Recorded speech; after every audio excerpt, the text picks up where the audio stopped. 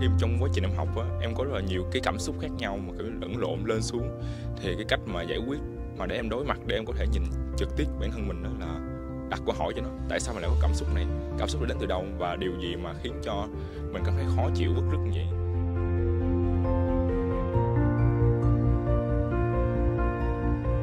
You get to learn something new. You get to experience a new kind of life. You broaden your horizons, and then you have more choices, more options, more opportunities for you to have a better life. If you are tired of doing the same old thing again, and you want to do something new, you want to experience a different type of life, a different type of mindset, a different type of thinking, then come to this course.